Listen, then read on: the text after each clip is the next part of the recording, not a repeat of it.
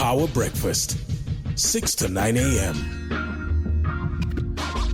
Right, so let's turn to this. As I told you, it's all about no DNA, just RSA. What are we on about here? The rise of foreign-born leaders seemingly in the U.S., almost as if the universe is just socking it to Donald Trump, to use an Americanism. So this week, the Ugandan-born Zoran Mamdani became New York City's youngest and first ever Muslim mayor.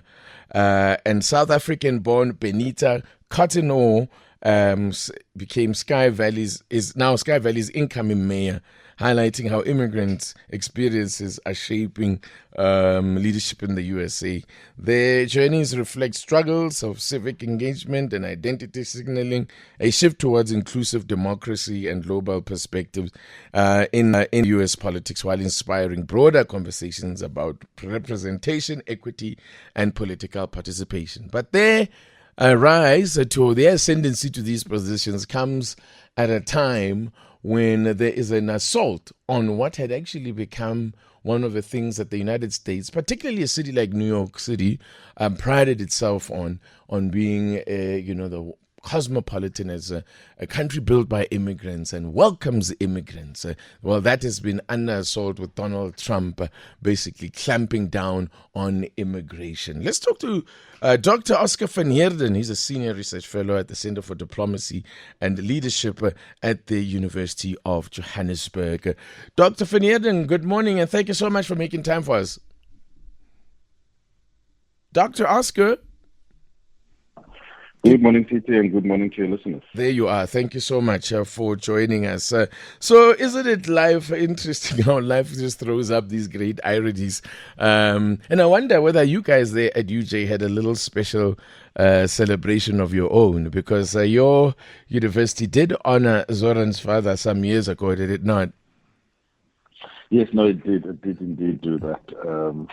I don't know about the celebration per se, but I think everyone is a bit...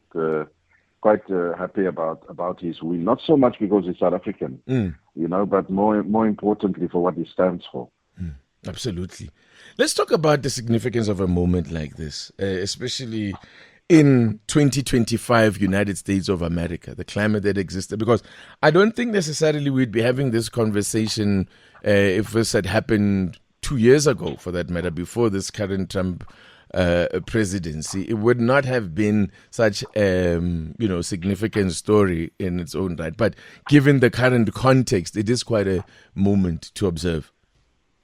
No, absolutely. It's sort of what we call a double whammy for the Trump administration. One, because of what Trump stands for and represents with regards to the clampdown on immigrants, illegal immigrants, the ICE situation where people just get arrested on the streets and deported and so forth. Really a vicious kind of fascist approach to the nation.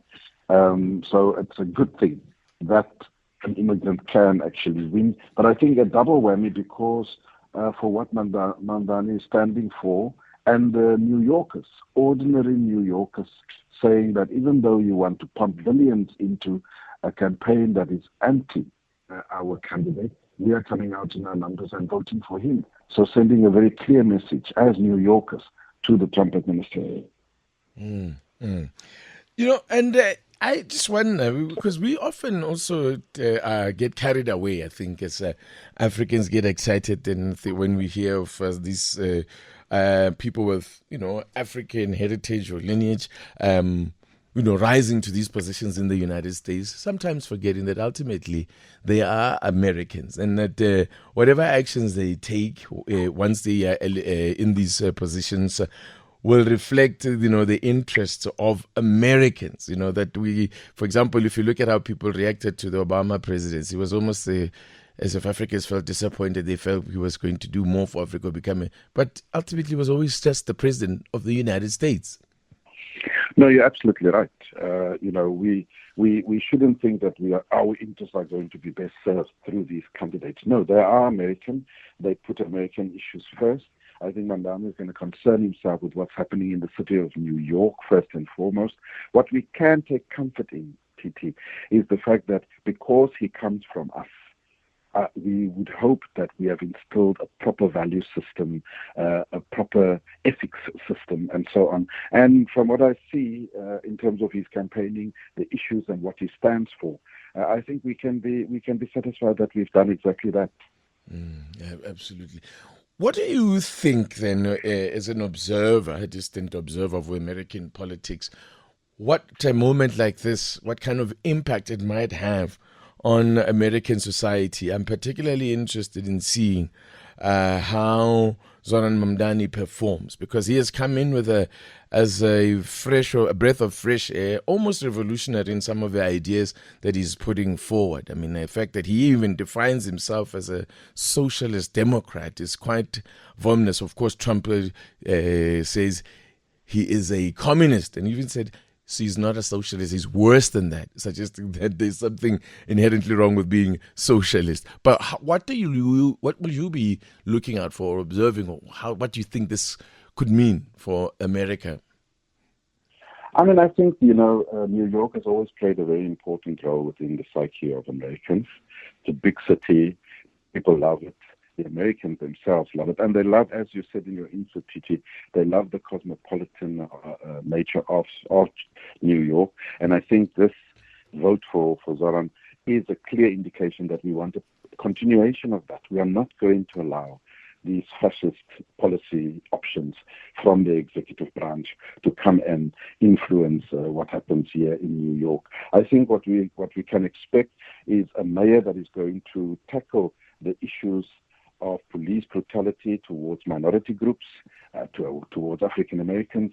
I think we are going to have a mayor that is also going to take an interest in protecting Muslims as a particular group within New York. I think that he's going to become more and more vocal with regards to what's happening in the Middle East and with the state of Israel. These are the issues. You must remember that in as much as there was a huge Jewish Zionist bloc that was anti him, there are millions of Jews in New York that said, no, we actually support him. We support his views on what's going on in the Middle East and so forth. And so it's a very, very clear anti-Trump, anti-establishment kind of messaging. And I think he's going to ride that wave, and I hope he does. Absolutely. Thank you so much, Dr. Oscar van Heerden. Always good hearing from you. Thanks so much. Always a pleasure. There you go. He is, of course, a senior research fellow at the Center for Diplomacy and Leadership at the University of Johannesburg. Just reflecting on this moment. So, we didn't even give any attention to conversations really about the other South African South African born Benita Cotonou, who will be the next mayor of Sky Valley. Yeah, there you go. This is the Power Breakfast, 23 after 8.